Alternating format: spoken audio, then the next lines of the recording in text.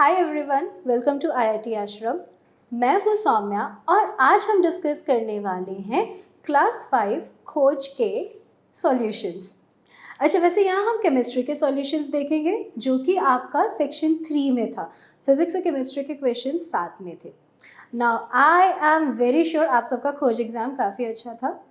याद रखिए, खोज जो है ये हमारा ऑफिशियली एग्ज़ाम है which is the entrance exam for IIT आश्रम। ठीक है, अब सिर्फ ऐसा नहीं है कि ओके हमें तो स्कॉलरशिप ही चाहिए बस उसी के लिए हम कर रहे हैं। नहीं, you will also be able to know what your own potential is. अलग अलग डिफ़िकल्टी लेवल के क्वेश्चंस यहाँ पे हम सॉल्व कर रहे हैं, तो इससे आपको भी वैसे काफ़ी फ़ायदे हैं, right? So we always advise you to do participate in such kind of exams. अच्छा, जैसे मैंने आपको बताया हमारे पास काफ़ी एक्साइटिंग ऑफर्स हैं यहाँ पर जो कि मेरिटोरियस स्टूडेंट्स होंगे खोज के एग्ज़ाम में, उनके लिए बहुत सारी स्कॉलरशिप्स अवेलेबल हैं। तो चलो जल्दी से हम एक बार ज़रा हमारे खोज पेपर के जो क्वेश्चंस थे उसके केमिस्ट्री पोर्शन के आंसर्स क्या थे उन्हें थोड़ा सा डिटेल में डिस्कस कर लेते हैं। ठीक है, let's start with the first question. Alright, so the interparticular spaces are maximum in which state of matter? देखिए 3 states of matter है, solid, liquid, gas. हमें पता है matter is made up of particles, correct? Now in case of solids the spaces between the particles are very less, right? उसके particles बहुत closely packed होते हैं। liquid के particles में थोड़ी ज़्यादा spaces होती हैं comparatively, एंड सबसे ज़्यादा स्पेसेस किस में होती हैं? गैस में। क्यों? क्योंकि जो पार्टिकल्स के बीच की फोर्सेस ऑफ अट्रैक्शन है वो बहुत ही वीक हैं गैस में, correct? So gas is the correct answer here. The interparticular spaces मतलब दो पार्टिकल्स के बीच की स्पेस मैक्सिमम किस में है? गैस में है, राइट? ऑप्शन डी तो बिल्कुल ही नहीं हो सकता, same in all, no that's not true. चलिए let's go to the second question. The mixture of sand and water can be separated by which of the following separation techniques? अच्छा, condensation. वैसे condensation क्या है? We are changing the gas to liquid state by cooling it. अब इसमें तो हमारा sand and water separate नहीं हो सकता। ओके, फिल्ट्रेशन, यस बिल्कुल। चर्निंग ना, चर्निंग में तो हम क्या कर रहे हैं? ऐसे मथ रहे हैं, सेंट्रीफ्यूगल फोर्स लगा रहे हैं, जो हैवी पार्टिकल उसे दूर भेजा जा रहा है, तो वो भी यहाँ काम नहीं करने वाला। And the third is magnetic separation. Now neither sand nor water is magnetic in nature. The only correct answer here is filtration. हम एक सीव लेंगे, ठीक है, या तो आप एक फनल में फिल्टर पेपर लगा सकते हैं, उसमें ये जो सैंड एंड वाटर का सॉल्यूशन बना है उसको पोर किया जाएगा। Now what will happen? The sand will be retained in the filter paper. Okay? मतलब आपने जो भी सीव लिया होगा उस पर वो रिटेन हो जाएगा और जो पानी है वो नीचे आ जाएगा, उसे हम कहेंगे filtrate. So filtration is a technique which can be used for separating sand and water. ठीक है, please remember solid liquid mixtures के सेपरेशन में फिल्ट्रेशन तब काम आता है when the solid is not dissolving in the liquid, right? चलिए next question पे बढ़ते हैं। Which of the following will float on water? अब देखिए फ्लोट कौन सी चीज करेगी पानी पे? जिसकी डेंसिटी पानी से कम हो, राइट? तो गोल्ड की डेंसिटी पानी से ज़्यादा होती है, स्टोन इसकी भी डेंसिटी पानी से ज़्यादा होती है। कॉटन, वैसे कॉटन फाइबर है, उसमें एयर स्पेसेस ज़्यादा होते हैं कंपैरेटिवली। अब एयर स्पेसेस मतलब वो जो गैप्स है वहाँ पे एयर घुसी हुई है, राइट? एंड एयर की डेंसिटी कम होती है पानी से, so for this reason it is able to float on water. ठीक है, so cotton is our answer. Sand नहीं, ये भी नीचे सेटल डाउन हो जाता है ना, ये सस्पेंशन बनाता है, फाइनली नीचे सेडिमेंटेशन से नीचे बैठ जाता है, correct? So the only answer here is cotton. Cotton will be able to float on water. Why? क्योंकि इसकी डेंसिटी पानी से कम है। क्यों? क्योंकि इसमें स्पेसेस हैं ज़्यादा, इसके जो फाइबर हैं कई बार आप नोटिस करेंगे उनमें स्पेसेस ज़्यादा होती हैं और उसमें क्या होगी? एयर होगी, ठीक है, वो काफ़ी स्पंजी सा सॉफ्ट सा मटेरियल होता है। चलिए नेक्स्ट, ऑयल्ड पेपर टर्न्स। अब ये तो आपने कई बार देखा होगा, लेट्स से हम पराठे ले गए हैं, ठीक है, उन्हें एक पेपर में हमने रैप करा हुआ था, फिर क्या होता है पेपर के साथ? वो ऑयल्ड पेपर बन गया, ठीक है। Now can all the light pass through it? No, it is able to only partially let the allowed to pass through it, right. तो हमें उसमें से दिखाई तो देगा बट बड़ा धुंधला सा, हमें क्लियरली विजिबल नहीं होगी कि उसके आगे कौन सी चीज़ है। अब ये कैसे टाइप के मटेरियल्स में होता है? Translucent. So oiled paper turns translucent, okay, it will not let all the light to pass through it, only partially the light will be passing through, और हमें उसमें से दिखाई तो देगा बट क्लियर विजन नहीं आएगा। Fine, alright, let's go to next. Which of the following materials is useful in making raincoats? अच्छा, रेनकोट की यूटिलिटी क्या है?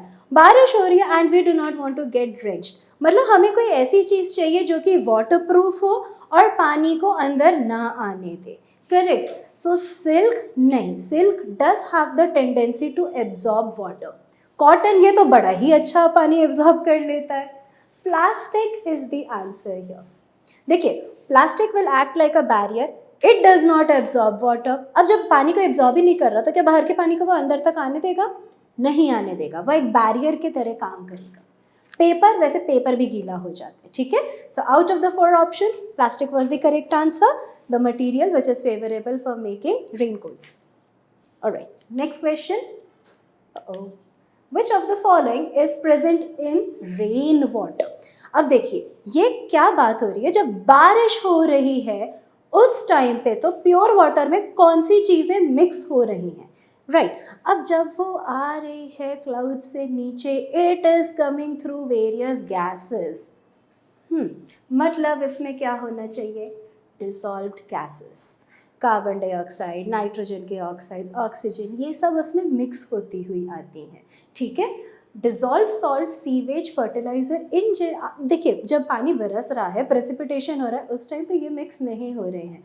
These 3 are actually the water contaminants if you notice, ठीक है। तो जब वो ऊपर से आ रहा है, it is coming through the layers of the atmosphere, I should say it is coming through the layers of the air, right.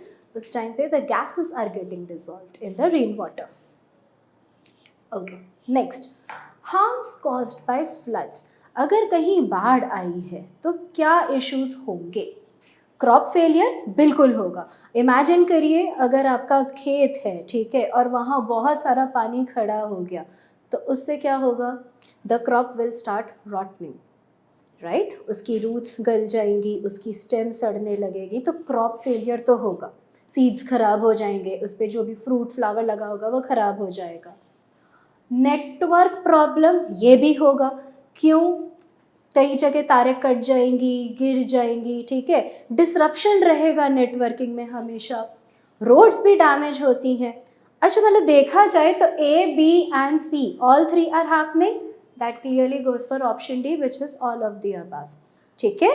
So the harms which are caused by the flood are crop failure, road damage and also network issues. Fine. Next question.